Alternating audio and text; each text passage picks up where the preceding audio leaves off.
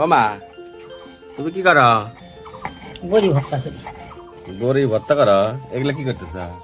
এগুলো মাল পিসতেছি আর শলুকের ভর্তা।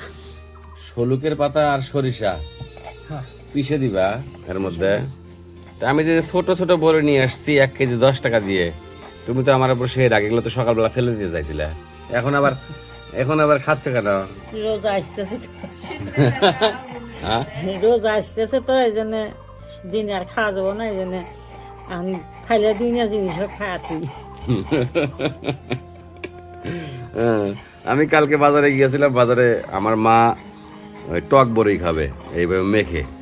তো বাজারে গিয়ে দুইটা মাত্র দোকানে এই টক বড়ি পাইছি, আর কোনো দোকানে মানে বিভিন্ন দোকানে বড়ই আছে বিভিন্ন রকমের সুস্বাদু বড়ই, কিন্তু টক বড়ই শুধুমাত্র 2 দোকানে, তাও পিচ্ছি পিচ্ছি, এই যে খুবই ছোট ছোট বড়ই, তাও আবার শেষের দিকে।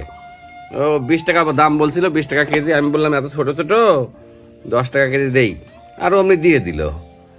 আর তাছাড়া তো বুদ্ধিও নাই, এর থেকে বড় বড় বড়ই ছিল না, এখন নিয়ে আসছি রাতে। আজকে সকালবেলা মা এই ছোট ছোট বড়ই দেখে বলতেছে যাও ফেলে দিয়ে আসো। আমার স্ত্রীকে বলতেছে ফেলে দিয়ে আসো, এগুলো কি নিয়ে আসছে? কোনোদিন কোনো কিছু খাইতে চাই না, একটু বড়ই খাইতে চাইছি, সেটাও কি বড়ই নিয়ে আসছে।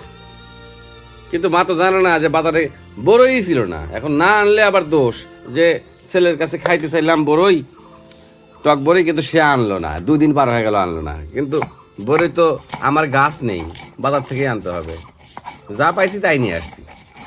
তো এখন আবার উনি ব্যবস্থা করতেছে।